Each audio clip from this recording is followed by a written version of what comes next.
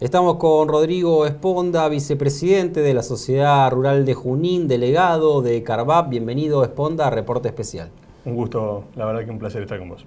Bueno, Esponda, ¿cuál es la situación hoy con el tema de las inundaciones? Hay un alto porcentaje, ¿no?, de campos bajo el agua en Junín, pero también en la región, ¿no? Sí, yo creo que la región está más afectada que lo que es nuestro distrito en particular. Nosotros, dentro de las tormentas que han pasado, muchas han pasado o por el lado de Lincoln, Viamonte, o por el lado de Rojas, Pergamino, Arrecife, Salto, por esa zona. A nosotros nos ha llovido, hay zonas en nuestro distrito que han llovido 200 milímetros, pero no fue lo grave y lo catastrófico que fue en otros partidos cercanos a nosotros, ni hablar de San Antonio de Areco, ¿no?, que llovieron casi 400 milímetros. Con lo cual, en esta época del año y habiendo tenido esas diferencias, la situación se ha demorado, lo que es la implantación de la soja, sin ninguna duda se ha demorado porque los pisos no estaban en condiciones de que ingrese la maquinaria, pero poco a poco se va normalizando y en esta semana se esperan lluvias para el miércoles, pero van a ser muy leves, con lo cual no creo que tengamos dificultades y ya se arranque normalmente a la implantación de la soja, que es lo que hoy en día se está implantando. El agua, me imagino, ha provocado grandes pérdidas económicas, ¿no? Principalmente las pérdidas están referidas a lo que es el trigo, que es lo que hoy está implantado con mayor volumen, que en diciembre se empieza a cosechar, y la gran cantidad de humedad afecta directamente no solo a la cantidad, sino afecta muy fuertemente a la calidad del grano, lo cual después dificulta aún más la comercialización, que ya sabemos que está con grandes dificultades, pero eso lo dificulta aún más. Así que bueno, el trigo es uno de los grandes afectados y después, por supuesto, la ganadería, todo lo que es pasturas, también sufre deterioro. El maíz, que está recién implantado, ha habido pérdidas en plantas, pero no fue tan grave, y la soja se está implantando. Lo que ha logrado esta lluvia es demorar la implantación de la gruesa. Cuando hablamos de anegamientos, de campos inundados, hay que hacer referencia a la falta de obras de la provincia de Buenos Aires, o también juegan un rol importante los canales clandestinos. Mirá, la falta de obra es innegable. No solo hay falta de obra, sino que hay una gran realidad que las obras que se han hecho, porque la verdad es una realidad, toda la obra de lo que es la zona A1 de la Cuenca del Salado, que en gran parte está hecha, no está terminada, pero en gran parte está hecho, ha funcionado y funciona muy bien. Ahora, es una obra que si no se le dedica el mantenimiento y el control necesario, esa obra en poco tiempo o en pocos años va a empezar a tener problemas. El mantenimiento de las obras es fundamental y la verdad es que no se está haciendo. En cuanto a los canales clandestinos, nosotros siempre decimos que no somos corporativistas, nosotros no estamos a favor de nada que sea ilegal, no respaldamos absolutamente nada que sea ilegal. Lo que sí puedo decir es que hace 4 años, en el 2009, 5 años, cuando se inundó San Antonio de Areco la vez anterior, el gobernador de la provincia de Buenos Aires pisó San Antonio de Areco desde su helicóptero y dijo: esto pasó por los canales clandestinos. 5 años y volvemos a usar la misma excusa. O es mentira o no hacen nada. Son dos posibilidades, o un poquito de cada una. Con lo cual, si hay obras que no están autorizadas, la Autoridad del Agua y Hidráulica tiene el poder de policía para revisarlas y para controlarlas. Hace muchos años que está creada la Autoridad del Agua, que tiene el poder de policía para controlar las obras que se realizan. Lamentablemente es un ente que lo único que busca es la recaudación de dinero y nada más. Hoy en día no tiene el personal técnico, no tienen las herramientas para salir a la provincia, pero están creadas. Si hay, que las busquen, que las denuncien y que las hagan cerrar. Nosotros vamos a estar de acuerdo en que todo lo que sea ilegal le caigan con todo el peso de la ley. Ahora, usarlo solamente como un eslogan, como hace 4 o 5 años en San Antonio de Areco, y ahora volver a repetir el mismo eslogan, te hace dar cuenta que no están haciendo absolutamente nada o que realmente esas obras no son tan reales. ¿Qué pasa con el malestar, ¿no?, del sector rural? Hay productores en la región, en 9 de julio, que están empezando a pedir volver a las rutas. ¿Es el momento de que el campo esté nuevamente en los cortes, a la vera de las rutas? Mira, lo de 9 de julio y Viamonte es una cuestión coyuntural de un problema con una obra hídrica que no se hace y está anegando muchísimos campos, y ellos están, en vez de discutir entre los distritos, se han unido en pro de una solución a ese problema. Si los productores de esos distritos salen a las rutas en reclamo de esto, va a ser una cuestión pura y exclusivamente de esos dos distritos. Yo no creo que hoy el día el agro argentino esté en condiciones de salir a las rutas, porque me parece que hay cuestiones que ya han pasado. Me parece que tenemos que ser ingeniosos, poder instalar los temas y los momentos, las cuestiones que uno reclama desde lo sectorial de otra manera, porque ya pasó. El 2008 fue hace 6 años. Tenemos que buscar la forma de poder manifestarnos y demostrar nuestras disconformidades con ciertas políticas, algunas que no coincidimos y otras que realmente no están hechas, pero me parece que hay que buscar otra forma. Estuvimos la semana pasada recorriendo el Congreso de la Provincia de Buenos Aires, reuniéndonos con todos los bloques de diputados y senadores, llevándole nuestras preocupaciones, nuestras necesidades y tratando de generar los vínculos para poder empezar a modificar las leyes, algunas que no están, como te decía, y otras que hay que modificar, como la ley de emergencia. Estuvimos tratando también el tema de la ley impositiva, todas las dificultades que hoy tenemos como productores agropecuarios, pero buscando otros canales y otras alternativas, que no quede solamente una protesta, sino que también tener algo activo y una actitud activa en son de las soluciones. ¿Qué es lo primero que debería cambiar el próximo gobierno, ¿no?, con respecto a la producción agropecuaria? Lo primero que tendría que cambiar es decirnos cuál es el norte, hacia dónde nos queremos dirigir, hacia dónde va a dirigir el país el próximo presidente. Si quiere un país agroexportador, si quiere un país que produzca en vez de 80 millones, 120, 130 o 150 millones de toneladas, o si queremos un país que cada vez produzca menos como el que estamos teniendo hoy en día, como la foto de hoy. Ahora la presidenta habla públicamente, ¿no?, muchas veces de industrializar el agro. ¿Esto es algo que se dice pero luego no se concreta? Mirá, nosotros no estamos, por supuesto que no estamos en contra de industrializar el agro, nos parece fantástico. Primer medida, me parece que tenemos que tener en cuenta que cuando se habla de industrializar el agro está industrializado. Porque muchos cometen el error, y yo lo discuto mucho y trato de expresarlo desde mi punto de vista, de creer que el agro es un sector primario. Si el pueblo de Junín, si las ciudades y todos los habitantes entendieran la cantidad de industria que hay para hacer un grano de soja, se sorprendería enormemente. Si la gente pudiera entender la cantidad de industria que hay para producir 1 litro de leche, se sorprendería enormemente. Lo mismo con la carne, lo mismo con las industrias regionales. Con lo cual tenemos que entender que el campo no es más tirar la semilla y volver dentro de 6 meses a ver qué hay. Hay una gran industria, un gran desarrollo tecnológico, una gran metalmecánica atrás desarrollándose permanentemente para producir más.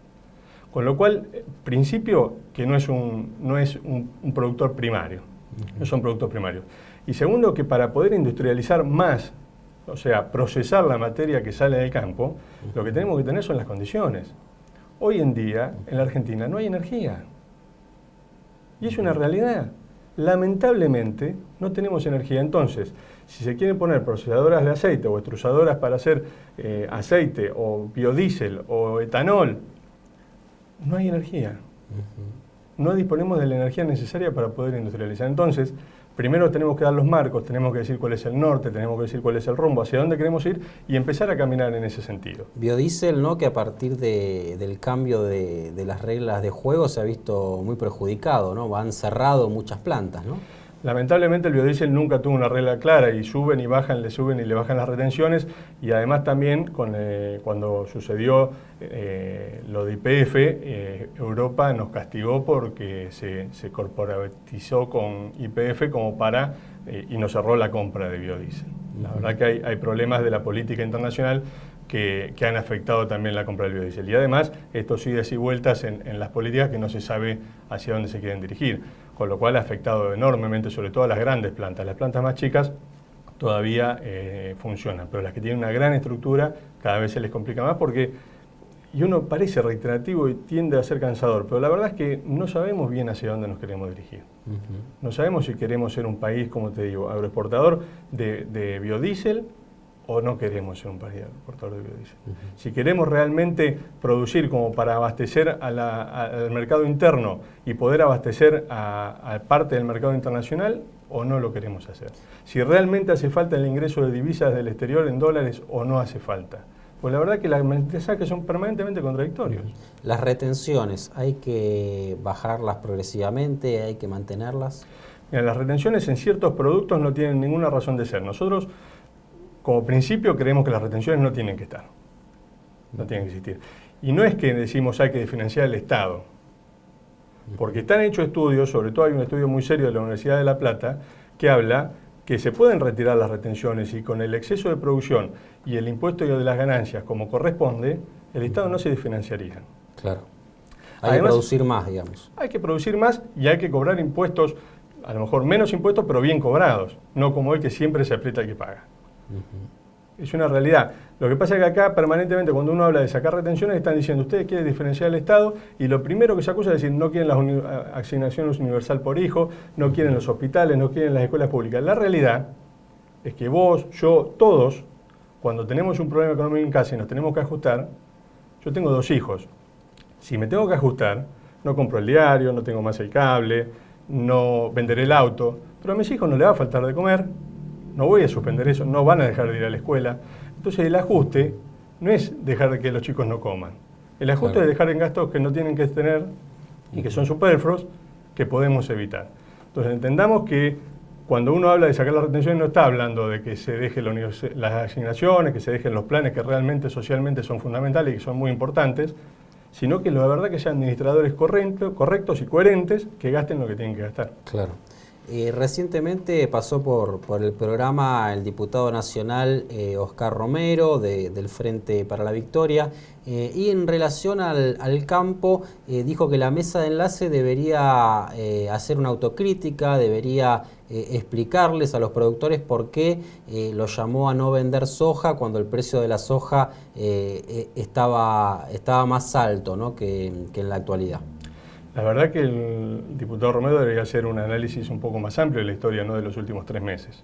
El problema del gobierno nacional con el campo viene del 2006, cuando se intervino el mercado de Liniers y el mercado del trigo. Entonces deberíamos hacer un análisis general de lo que ha pasado con el campo y las políticas agropecuarias que ha llevado adelante este gobierno y no de los últimos 4 meses.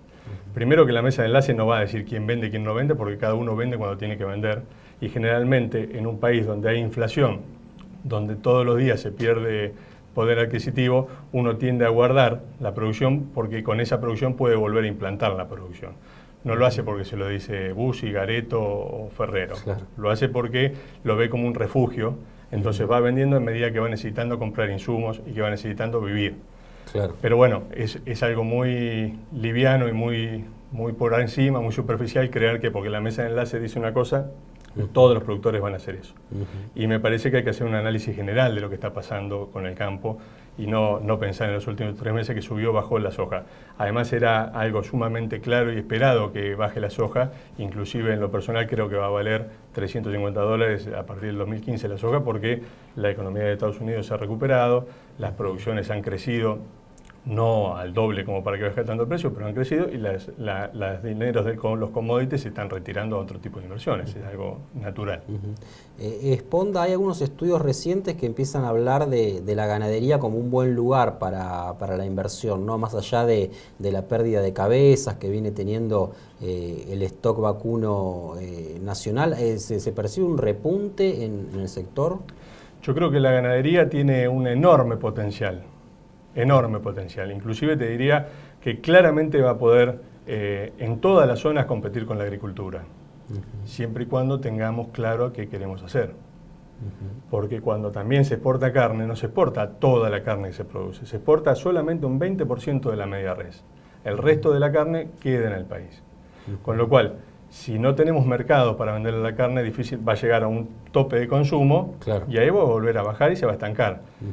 Hay mercados abiertos. Fue muy gracioso el otro día cuando cerraron la exportación de carne y estaba la ministra Débora Giorgi y el ministro de Agricultura en Rusia tratando de abrir el mercado de carne y acá estaban negando los ROEs. Por eso digo que lo contradictorio permanente del mensaje es muy llamativo. Pero hay un gran potencial, creo que para todos los alimentos, pero para la carne especialmente. Cuando hablo de carne hablo de todas las carnes, no solo de la bovina, ¿no? De todas las carnes. Ahora, ¿queremos prepararnos para eso? ¿Queremos prepararnos para poder producir más o queremos prepararnos para que haya lo mínimo indispensable para poder seguir adelante? En Junín, ¿qué pasa con el stock vacuno? ¿Hay una leve mejora, un leve repunte? ¿O? No, yo creo que no es significativo, hemos aumentado 1000 cabezas el stock vacuno, no son números que demuestren significativamente que la gente está reteniendo o que se está volcando más a la ganadería. Hay una inestabilidad en el precio y la verdad que la vaca de cría ha tomado un poco más de valor de lo que venía últimamente, pero no se demuestra todavía en los stocks, la verdad, todavía no lo hemos visto reflejado en eso, pero como te digo, Franco, hay un gran potencial para la carne. Tenemos una gran oportunidad para aprovechar, insisto, para aprovechar los argentinos, no los productores agropecuarios. Yo creo que el campo tiene la posibilidad de generar alimentos que no lo aprovechan los productores agropecuarios, lo aprovechan los argentinos. Entonces tenemos que tratar de entender y de buscar los consensos para que eso sea así y para que haya una mayor cantidad de producción. Se hizo el PEA y ya lo van reformando permanentemente porque no vamos a llegar a la producción que planeaban. Claro. Entonces, ojalá pudiéramos crecer cada día más en producción, ojalá pudiéramos tener más trigo, más cebada, más maíz, más carne. Ojalá, sería lo ideal, es lo que hacemos, para eso estamos en el campo, para producir más. Ahora, tenemos que pensar hacia dónde nos queremos dirigir y si realmente queremos una Argentina que ingrese en más fondos, que ingrese en más cantidad de dólares, o si realmente queremos seguir como estamos hasta ahora. Yo recuerdo, bueno, hace algunos años, no solo en Junín, sino en otros pueblos, en otras localidades, cuando al campo le iba bien, cuando había una buena cosecha, a todo el pueblo, a toda la ciudad le iba bien también, reanimaba, reactivaba, ¿no?, los distintos sectores. Eso hace unos años no se ve más, ¿no?, ese impulso del campo a toda la actividad de la ciudad. La verdad que hay para mi forma, hay dos motivos. Una es que las ciudades crecen y se diversifican, con lo cual el sector agropecuario es un sector importante de las economías del interior del país, pero hay otros también, por suerte, que son importantes, como el comercio, la industria, los servicios, con lo cual se compensa un poco más. Y como segundo punto es que el campo no está teniendo rentabilidad, no hay dinero, van quedando muchos productores en el camino. Claro. Hemos perdido más de 60.000 productores en los últimos 8 años. Con lo cual, muchos van quedando en el camino. Y ese quedar en el camino también genera que el ingreso no entre en las ciudades, porque no se produce más. ¿En la región también se pierden productores? Sí, en realidad en el país se pierden productores. Día a día van cayendo los productores. Los tambos van desapareciendo día a día. Son producciones muy difíciles. Y además todo tiende a concentrarse y a cada vez trabajar más en escala, lo cual hace que el productor quede en el camino, porque cada vez tenga que ser más grande para poder absorber los costos y que la rentabilidad sea viable a seguir produciendo. Entonces el productor promedio cada vez se vuelve más ineficiente porque la verdad que no le da, no se puede. Entonces eso hace que se vayan cayendo y que vayan desapareciendo. Un debate que quedó desdibujado, ¿no?, con el surgimiento del kirchnerismo es el debate por los pools, el debate por si la tierra está en manos de los argentinos o de estas corporaciones extranjeras. Hoy los pools se han retirado prácticamente del mercado, siguen estando, siguen avanzando. No, los pools son inversores que cuando hay un negocio están presentes y cuando no está el negocio no están presentes, claramente. Hoy se han retirado en su gran mayoría y yo la verdad que no estoy en contra de los pools. Yo lo único que estoy en contra es de la desigualdad. Los pools no pagaban ganancia en cabeza del pool, sino pagaban ganancia en cabeza de los fiduciarios del fondo. Claro. Con lo cual había una real desventaja entre el productor y el pool. Claro. Entonces yo no estoy en contra del pool. Por mí, cada uno puede hacer lo que quiere, mientras sea legal, adelante. Ahora, lo que sí nosotros creemos que tiene que haber igualdad impositiva ante esas situaciones, porque si vos por una cuestión impositiva en cabeza de esa empresa no estás pagando ganancia y pagan ganancia cuando haces la repartija de dividendos, por ahí esos que reciben los dividendos no le da para pagar ganancia y no están pagando nada. Y vos como productor siempre pagas ganancia. Entonces, esa desigualdad creo que hay que corregirla. Se intentó corregir en el Congreso Nacional, lamentablemente no tuvo éxito, pero está presentado el proyecto y ojalá algún día se pueda presentar. Porque la competencia tiene que ser pareja, pero todos tienen que poder actuar. O sea, claramente todos tienen que poder participar. ¿Cómo van a ser los próximos meses, ¿no?, para el sector agropecuario? ¿Cómo va a ser el desenvolvimiento, ¿no?, del sector? Yo creo que claramente vamos a estar muy pendientes del clima. Principalmente, muy pendiente del clima, porque está la producción en su mayoría hoy en el piso, esperando los resultados climáticos, la tecnología está invertida, las acciones están hechas, ahora hay que controlarla, por supuesto que hay que hacer los controles de maleza y todo lo que hay que hacer, pero están jugadas las cartas, con lo cual, ante la falta de expectativa de los cambios del gobierno, claramente vamos a tener mucha expectativa en lo que es lo climático. Ujú. Y después, Estamos por la etapa de siembra de soja. en la soja siembra, el Ujú. maíz ya está la mayoría implantado en nuestra zona. Ujú. Y después creo que hay que trabajar fuertemente con la oposición, fuertemente con los que pueden ser protagonistas. En lo político, Claro. fuertemente tenemos que trabajar con los que tienen la posibilidad de ser protagonistas del cambio, planteándoles cuáles son nuestras visiones, cuáles son nuestras necesidades y cuáles son nuestros aportes para que eso sea así. Y tratando de buscar el consenso. Yo digo siempre, ni odio ni amor, consenso. Acá no hay que odiarse ni amarse, hay que buscar el consenso, hay que buscar qué es la forma de llegar a un consenso general en lo que todos se hagamos beneficiados. Buscar eso permanentemente con los que tienen la posibilidad de seguir gobernando este país. Rodrigo Esponda, muchas gracias. Muchísimas gracias a vos. Gracias.